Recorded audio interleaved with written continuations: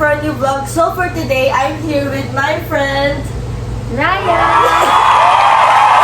Tagal namin di nakita, and for today, we're gonna film Valentino's mukbang!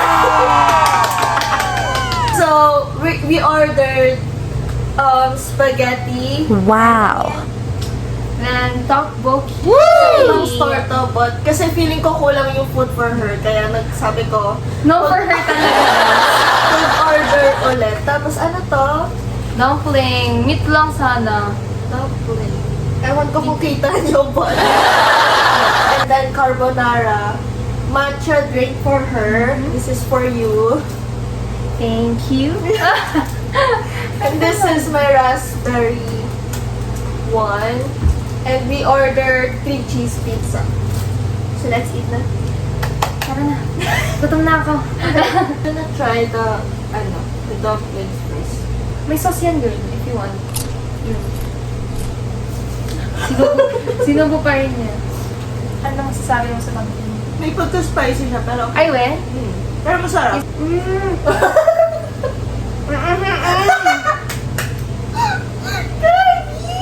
I'm gonna try the pizza ulit. Kasi kala ko hindi mo maabutan kumakain ng pizza Kasi kanina. kumain mo sa... Ay, yung vlog ko kanina. Hindi. Kinain ko na. Kanina na lang. So guys, hindi pa nag-roll yung camera. Kumain na ako ng pizza nung umalis si Rai. Tapos nahuli niya ako. Grabe na, unang-una talaga. Wala talagang sikretong hindi mabubunyag. Saan ba? How's your relationships lately? Wala na akong day ngayon. But okay lang, kasi at least mapaprioritize ko yung sarili. What? Pero totoo yun. Di ba before him, meron kang ex? Hindi siya ex. Yun yung alam ko, feeling ko, naging toxic yun. Yun yung gusto ko pag-usapan. Yung toxicity ng mga ex. Hindi yung recent ko. Yeah. Oo, may naging ka-MU ko na super toxic ng relationship namin. Kasi siguro dahil that time, immature pa kami. Kasi ano pa kami nun eh? High school. Senior high. High school. Yeah, high school. Tsaka yung relationship namin is sa online lang kasi pandemic nung time na yon. Pero meron na kaming bond. Masyado siyang toxic because, ayun nga, immatureness. Tapos, hindi ba siya word? Sorry, tayong language. Immaturity. What made you realize na toxic siya? Yun nga, as I mentioned, yung immaturity niya. Immature din ako. Hindi lang siya. Ano nasabi yung immature? Ano ba yung nangyari? Kasi alam mo yun, I mean, di ba normal naman talagang magka-fights between the two people na may something. It's okay, ikaw na. So, ayun, sobrang babaw lang ng mga pinag-awayan namin. Alam mo yun, hindi naman talaga kailangan pag-awayan. Nagiging malaki. Oo, nagiging malaki siya. Na instead of talking with each other na lang para maayos yung kung ano man yun. Wala, pinapalaki namin. Example? Example. Sige, sa akin na lang. Fault ko. Kami both kasi, mahilig kami sa Twice. Parang alam ko na saan papunta yung argument. Go. Mahilig kami, fan na fan kami ng Twice, honestly. Tapos, magkaiba kami ng bias sa Twice. Yung bias niya si Sana. Bias ko, si Cheong. So, super crush na crush niya si Sana. As in, wallpaper niya, ganyan. Parang girlfriend niya na si Sana. I regret na nagka-something kami. Kasi parang na-realize ko, mas better kami as friends. So guys, nakwento ko ba sa inyo na ginaya ako ni sobrang idol ako ni Rai. Tingnan mo parehas kami naka-red. Actually, this is maroon. So, Sorry, girl! gutom. Masyadong gutom, girl. Pero, hindi ko siya ginaya, guys. Unexpected talaga to. Nagulat ako. Uy! Nagkita ko sa kanya, kaya din siya, girl. Hindi ko naman yung drinks. This is from Dimanche. Ano ba siya? Short-tempered? Yes, oo. Picon, ganun. Hindi naman pikon, pero mabilis siyang magalit sa things. Ayoko nang ganun na lang. Ako din, actually. Diba? Kaya, Parang nakakainit ang kausap. yun. Siyempre dahil may gusto ko sa kanya that time, okay lang sa akin na ganun siya. Inintindi ko talaga. Tapos ganun naman talaga. Yeah. Tapos, after him, na-realize mo yung yung tamang treatment dun sa recent mo. Super. Like, super opposite nilang dalawa. Kaya, nagustuhan siya ng parents ko. Honestly, hindi ko ng parents ko yung last MU ko. Ay, niligal mo yun? Lahat ng MU ko alam nila. Kaya lang ayaw is Yung because... Oo, like parang ang bad boy daw niyang tingnan. Tapos, mukha siyang bad boy na. literal? Pero hindi siya hindi siya bad boy na bad boy. Pero bad boy siya. Ano ba talaga? I mean, The conflict hindi, ganito. Hindi siya yung bad boy na super bad boy. Pero parang pasok na siya sa bad boy. Kasi mahilig siyang mag-inom. Yan yung ayaw ng parents ko when it comes to mga... Umiinom ka din naman. Pero hindi ako yung... As in kasi siya, every week, every day. May gumagawa talaga nun. Yun, yung parang hindi sila parang umiikot yung buhay nila sa Oo, ayoko ng ganun. Yeah, Kasi parang ako, diba? Like, ako, nainom din ako. Pero ako, occasionally lang. Yun lang yung gusto It's ko. normal to drink and party, pero kung doon iikot yung buhay mo. Oh, that's wrong. I mean, that's ayoko ng ganun. Ayaw siya ng parents ko. Kaya, pero nung time na yun, di ba gusto ko siya that time. Eh di, pinaglaban mo. Pinaglaban ko siya. Di naman, kasi parang na-blind. Ganun talaga. Pag like, gusto mo. Ganun. Parang nabubulag ka na red flag siya, ganun. Kasi gusto mo yung tao. OMG, that's so me! May natatamaan din, guys. Advice mo sa kanila dun sa past relationship mo? Sa mga naging past MU ko before, siguro yung realization ko or advice. Saan ka nakatingin? Nag-iisip kasi ako. Sorry, dito para sa inyo. Kala ko nandun kayo, guys. So, advice ko sa inyo, guys. Huwag kayong magmadali. Kasi ako, may natatamaan talaga dito. Kasi ako, hindi naman talaga ako nagmamadali. Pero, nag-a-advise ako dito, B. Go. Ayun, yun nga, huwag kayong magmadali, guys, kasi baka kayo mapapunta sa maling tao. Ako, isipin mo, hindi ako nagmamadali that time. Talagang crush ko siya noon kasi super nag-vibe kaming dalawa. Pero na-realize ko na yung DL na parang mas better yun nga, na friends lang kami. Like, huwag mong hayaang makontrol yung feelings mo over. Your obsession with her life. Diba? Hindi naman, tama. Pero hindi ako obsessed sa kanya. Ayaw pa i-admit. Hindi ako obsessed sa kanya. Ano din yung pag-crush na crush mo lang yun, obsessed ko na din. Pero obsessed is like, Ganda. Sige na, hindi na ka tayo debate yan. Sige na. Wait lang, dun sa recent mo, yung kakabit mo. na 3 months na. Pero hindi tayo iiyak today kasi mukbang to. Kaya masaya ako. They didn't want to break up for the record, right? Pero we need to because, syempre, People around, it's not the right time. Nasabihin na natin, it's not the right time for them. Unexpected yung connection. oo girl, like, I never expect na mamimit ko siya. Ayun, advice, it's always the one you never expect to be with. Wow! Lolim na kanya. Kasi pag pinlano mo yung sa inyong dalawa, it's always a flop at the end. Yun yung nakita ko sa ibang relationship ka. Oo, actually. Pero not all, hindi naman lahat sa mga may jowa dyan na ganun sila. Hindi naman sa lahat. Pero, Mostly. Oo, yun. Na, Nagawa ko yung words sa kanya. pero sige, may kamting chika ko sa'yo. Go. Legit na chika to. Lately, di ba 3 months na kami wala? Na-realize, hindi naman na-realize, parang napagtanto ko na, tanggap ko na, if hindi siya bumalik. Ano pa rin Oo, mahal ko pa rin siya talaga, honestly. Pero, ayun, tanggap ko na if like, hindi na talaga. Okay, nasa acceptance stage na siya. Grabe talaga guys. Oo. Kasi una talaga, di ko ma-accept. Kasi mo, tumagal. Yung guy mo before... Or last, mas matagal kami. Really? Pero hindi ko Matagal yun, tapos MU. Pero on and off siya, B. Kaya naman pala. Kaya hindi ko masabing solid yung ganong katagal. Ang mahal-mahal na ito, kailangan natin ubusin. How much yun? 100 something. 100 lang. O, ikaw na mayaman. Hindi, I mean 99. Na-try that tteokbokki na. Uy, naging ano na siya, sagi. Eh? It's okay. Ano? How was it? Spicy.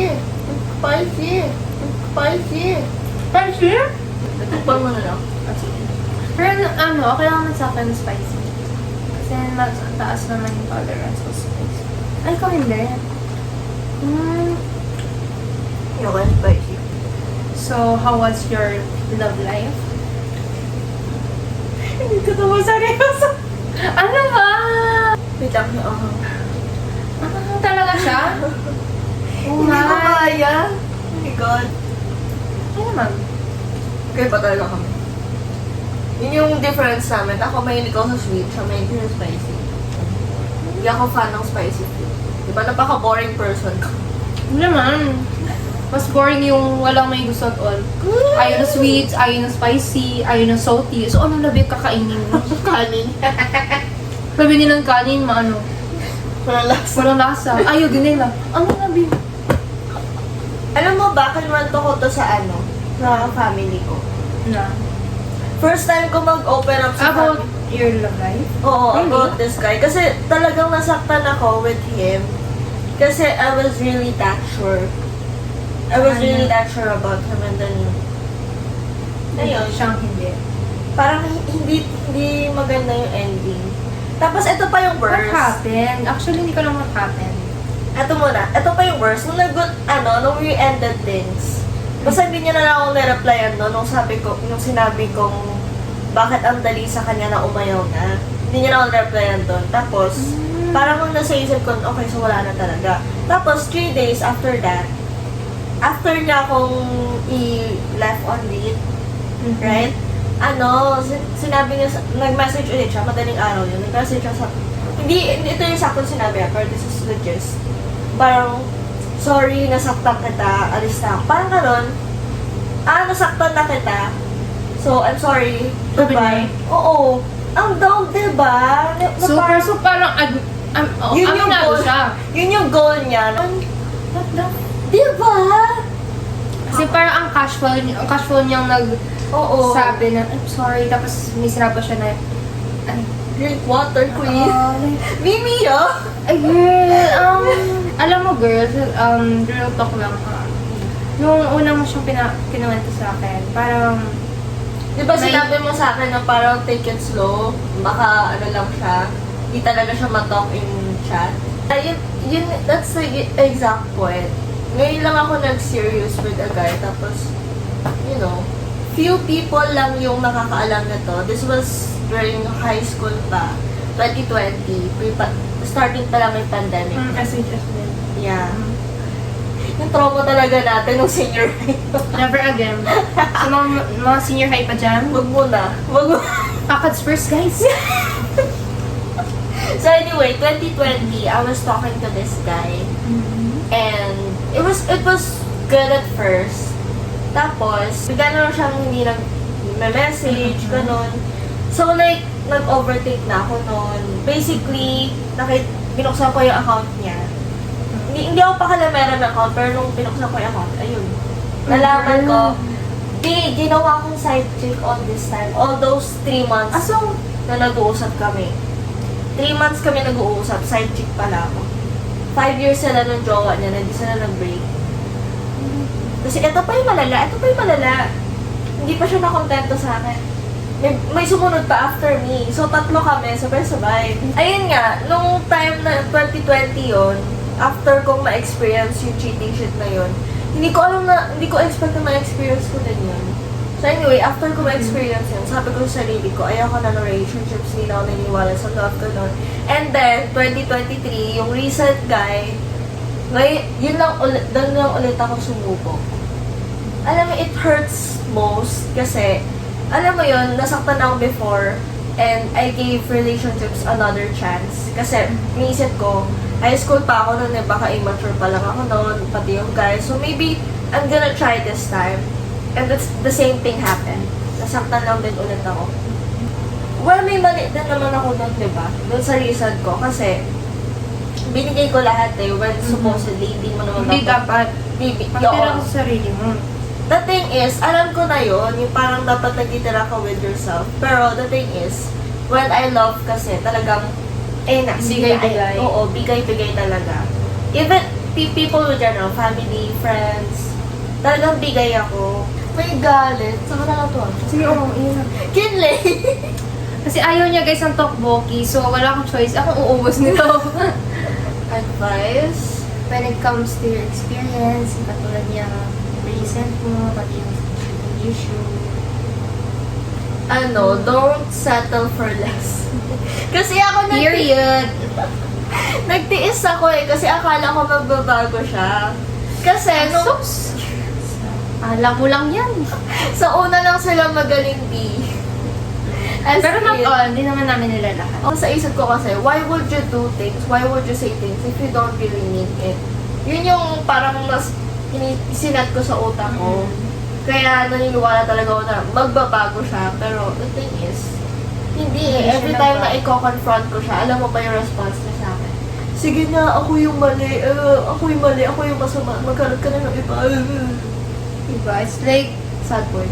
oo. Sad boy. Tsaka, ayaw niya ng argument na dapat, hindi naman totally argument, pero I'm not even making an argument with him. I'm just trying to communicate. yun, communication is so much important. So important. Yeah.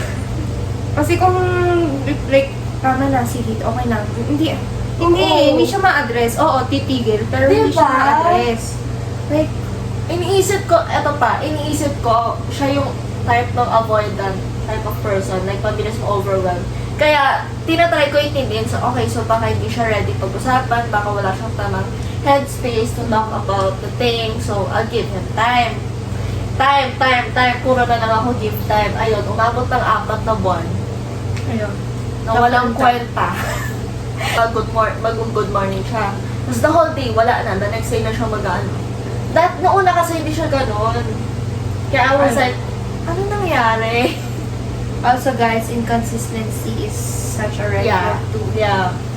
Kailangan magharap kayo na talagang consistent effort, words, Like, actions. Like, gets naman, like, everyone's busy. Oo. Pero the fact na, Relationships are also a responsibility. like, kung pumasok kasi sa, Oo. kahit MU lang yan, syempre, it's still may something pa rin. Unless na wala kayong pinag-usapan na serious kayo. Pero if like, Ano mo nga Work lang. sige, eat ka muna dito. The thing is, before we started our little thing, pinag-usapan na namin yun, na parang, okay, so ano ba tong meron sa atin? Siya mismo nagsabi sa akin, we're gonna take it slow and serious. And then, he really wants to pursue me. Oo. Alam mo, kung sinabi niya lang sa akin na he just wants a plaything or a fling thing, kaya ko yun eh. I mean, I do that. Diba? Hindi ako serious kung sinabi niya hindi siya serious. Hindi na naman siya serious. Eh kaso, siya nagsabi. So, ang ending, ako lang yung nagtatry. Alam mo yun, feeling ko ako yung babae at lalaki dun sa relationship na meron kami. I felt so stupid and disrespected because of him. Kaya hindi ko makalimutan, not because I have feelings pa for him. Huwag kayong papayag na wala lagi yung assurance because it's a must. Yeah, right? True. Kasi kung walang assurance, wala kang panghahawakan. Dapat maghanap kayo ng kaya na marunong din makipag-usap, hindi yung pagkakausapin mo i-avoid yung conversation. No, not like Like, that. don't be a coward. Like, Sinabi ko sa kanya yun. yan? Oo. Slay. You're such a coward. Tapos alam mo yung reply niya? Akala ko you needed space. Ang dami kong sinabi. Tapos yung sinabi niya lang, ganun lang. Like, ang haba. Tapos, right? Tapos nagme-make pa siya ng excuses na busy ako, ganyan. Kaya hindi kita kinakausap. I mean, hindi talaga ako naniniwala sa excuse na busy ka. Kasi Unless- nga yung iba nga yung nag-work. Everyone is busy. Oo, pero if you want to, Kung priority mo yung tao, no matter how busy you are, you will still make time for them. bullshit yung sinasabing busy lagi. Hindi ko mag-gets. Like, bakit ayaw na lang nila sabihin na, Oo, yun ay, na nga. sorry, ayoko makipag-usap, gano'n. Ba't kailangan mag-excuse pa sila na they're busy? Tapos in the end, totoo pala yung hinala, gano'n. Ayaw kasi nila magmukhang masama. Yun. It's the ego talking, right? It's the ego talking. Hindi naman masama if ayaw mo na siyang kausapin. Then if Oo. that's what you feel, ba't Mas, pa? mas maintindihan pa natin yun, Oo, diba? kasi kung yun ang totoo, ano nga patagalin mo, tapos hindi na nga pala. Sayang ka lang ng oras. Yeah, tsaka, hindi lang oras eh, yung sakit girl. Hindi nyo alam kung gano'ng sakit ng yung gano'n. Pero hindi ko pa na-experience yun. Pero, based sa kwento niya, nasaktan ako for her. Bakit? Ano ko naman ang claim? Oh, hindi ko naman na-experience yun. And Hindi ayoko. kasi green flag yung ex niya eh. As in green flag talaga. Ito pa, may nalalaman pa akong pa-compromise. Kasi, okay, yung guy na to, hindi kami nag-meet in person. We planned to, but we didn't. Because, Never kayo nakita, no? never kami nagkaroon ng meet-up. Kasi every time na itatry namin mag-meet, it's either umuulan, or may work siya, or tulog siya, or busy siya, gano'n. Lagi siya nag-make ng excuse the day before we try to meet up. Ending, hindi kami nakapag-meet up. Yung maniligaw ng pinsan ko, kasama ko kasi yung pinsan ko nun, and parang umuulan nun. Ano ba, dito sa Taft, mabilis bumaha. Super. Diba? Sa Espanya, taga-Espanya pa yung maniligaw niya. So, inasar ko yung pinsan ko. Sabi ko, pasundo ka, kahit nandyan lang yung konto niya. Parang kabilang street. Pasundo ka, tapos patid ka sa house mo. Nakasar ko lang, tapos nagulat ako. Yung maniligaw niya, nag-drive sa baha, sa traffic, para lang ihatid siya. Imagine mo, kahit walking distance lang yung konto niya. Hinatid pa rin niya. Ganon yung effort. Ano sinasabi ko? Ang cute naman, no? Diba? Like, na-realize ko din yun eh. Kung, if a guy really wants to pursue you, he will do anything. Oo, wala Right. excuse, babe. Kung red flag yan, sabihin niya, ay, baka din ka sa amin eh. Hindi kita makakatid. Oh my Kayo na God. yan. Oh. Oh my God! I know. Or baka basketball player siya. Hindi eh. Or walang basketball player. Charot. Ayun, advice ko, huwag ka magbulag-bulagan. Same advice. Parang yun, pakiramdaman mo rin yung guys niyo. Pero hindi ko sasabing mag-overthink kayo guys or i-doubt niyo yung jowa niyo. Ganun. Ano lang, be aware lang. I mean, totoong dadating kayo sa point na magkakasamaan kayo. Totoo yun. Pero, choice kasi eh. If gusto mo talaga yung tao, kahit magsawa ka, tuloy pa din. Kasi, babalik din yan eh. Kasi yung napapagod din naman tayo. Girl, taon din naman tayo. Alam mo namang happy-happy lagi tayo. So, normal naman yun. Pero the fact na parang bumitaw na yung guy niya. So, may naturo ka pa sa akin. Sorry naman. Doon na-confirm na hindi siya nagtitake ng risk. First away namin, sabi namin, parang i-resolve namin in person. He never did. Hinintay ko siya mag-initiate, pero he never did. Sabi ni Ray, hindi talaga kami match ng guy, which I agree on, kasi hindi siya nagbibigay masyado sa akin yung guy. And ako naman, I was too much for him. Parang hindi nagka-clash, alam mo yun? Hindi balance din.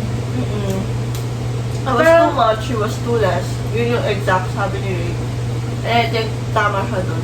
Okay lang sa akin yung hindi kami mag-usap palagi. Pero yung tipong, alam mo, magugulat na ako, may ganito pala, ganon din niya ako sinasabihan. Guys, may pa-take out ako kasi hindi niya daw kaya. Okay guys, so, napag-usapan na namin yung relationships, toxic exes, and hindi pa rin ubos yung food kasi isa dito, sabi, gutom siya pero hindi naman inubos. Well, hindi ko sinabi. Final advice mo for them, the ones who have breakups or wala pang relationships, if ever mag-enter sila. So yung advice ko sa inyo guys, please be kind to yourself. And laging una yung sarili. Prioritize mo na yung sarili nyo and trust the healing process if you are still in a breakup phase. Katulad ko. Ayun lang. I hope you guys learned something and I hope you guys try here at Aventios. This is not sponsored. I just want to share this place kasi this is a very good place for your friends when you hang out with them. Kasi super mura, super lapit sa school, especially if taga-Lasal ka. And may mga games and super relaxing here. So yeah. Anyway, thank you for being on my channel. Don't forget to like, subscribe, and follow me on my Instagram account for latest updates. Bye!